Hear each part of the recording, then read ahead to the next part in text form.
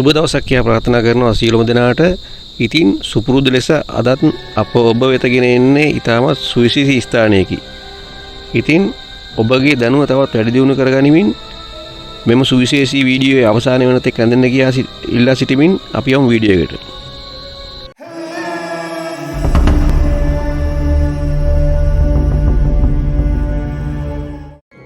ඉතින් අද අපගේ ගමනාන්තය වනුයේ අනුරාධපුර පූජා නගරය තුල පිහිටා ඇති පුරාණ භද්‍රකාලී කෝවිලයි. දැන් මේ අප රැඳී සිටින්නේ ඓතිහාසික අනුරාධපුර ථූපාරාම ඉදිරිපිටයි. ඉතින් අද අප කතා කරනු ලබන භද්‍රකාලී කෝවිල පිහිටා තිබෙන්නේ ථූපාරාමයේ සිට අබේගිරිය චෛත්‍ය දෙසට දිවෙන අරුලාමාවතේ මීටර් 500ක් පමණ දුරකිනි. ඉතින් මෙතෙන් සිට විනාඩි කිහිපයකින් මේ ස්ථානයට ළඟා වීමට පුළුවන්.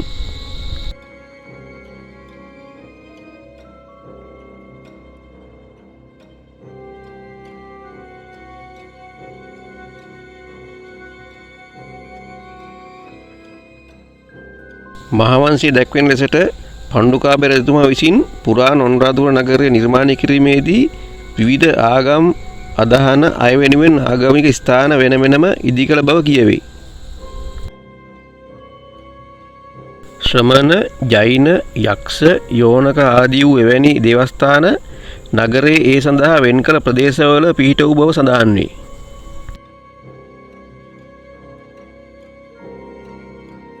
එහෙත් වර්තමාන අනුරාධපුර නගරයේ බෞද්ධ නොවන පුරාවිද්‍යා ස්මාරක දක්නට ලැබෙන්නේ ඉතාමත් අල්ප වශයෙනි. ඉතින් අපි දන්නා පොළොන්නරුවේදී අපට හින්දු දේවාල කීපයක් දක්නට ලැබුණත් අනුරාධපුර පැරණි නගරයේ මෙවැනි ස්ථාන හමුවන්නේ දෙකක් පමණි.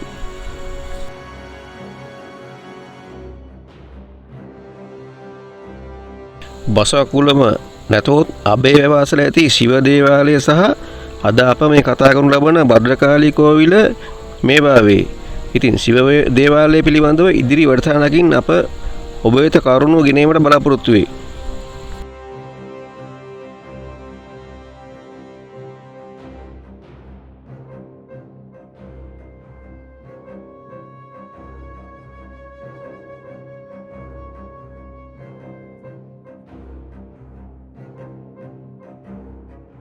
පිළිමයක් මෙන් පියකට පෙළකින් ඇතුල් විය හැකි දොරටුවක් සහිත මණ්ඩපයකින්ද ඇතුළු ගැබකින් යුක්ත වූ ගොඩනැගිල්ලක් ලෙස මෙය පැවති බව හඳුනාගත හැකිය.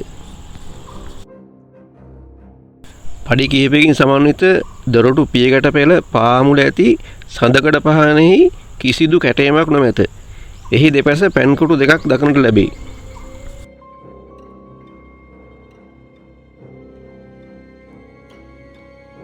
මෙම ඇතුළු ගැබවටා වූ පුළුල් ගඩොල් බිත්තියේ පහළ කොටස තවමත් ඉතිරිව පවතී.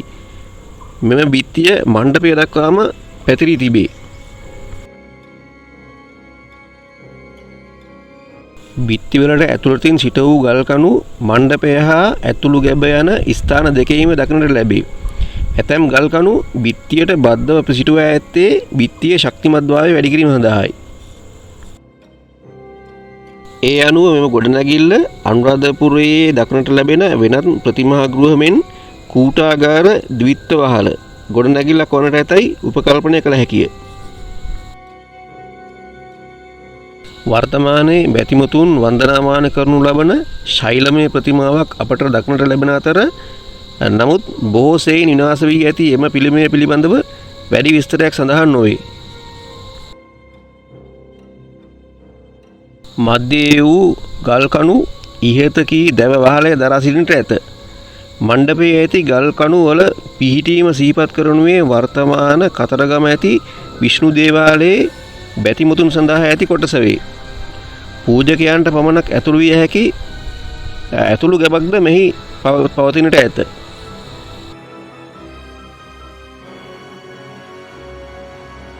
ඇත්ත වශයෙන්ම අප මෙම වැඩසටහන ගෙනෙනු ලබන්නේ අපගේ දේශීය සංචාරකයන් උදෙසාමයි.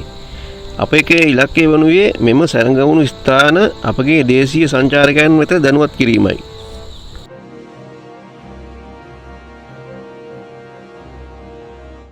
විදේශීය සංචාරකයන් සම විටම මෙම ස්ථානයන් ගැන දැනුවත් සහ ඔවුන් මෙම ස්ථාන අනිවාර්යයෙන්ම සංචාරය කරනු ලබන බව අපට සම විටම පෙනී යනවා.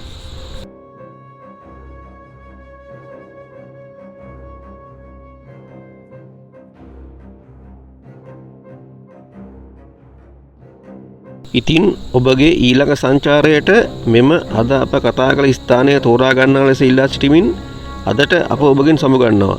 ඉතින් තවමත් ඔබ අප සබ්ස්ක්‍රයිබ් කරනු නැතිනම් සබ්ස්ක්‍රයිබ් කර අපත් සමග ඉදිරියට එකතු වෙන ලෙස ඉල්ලා සිටිමින් අපි ඔබගෙන් සමුගන්නවා. සියලු දෙනාට සුබ දවසක් වේවා.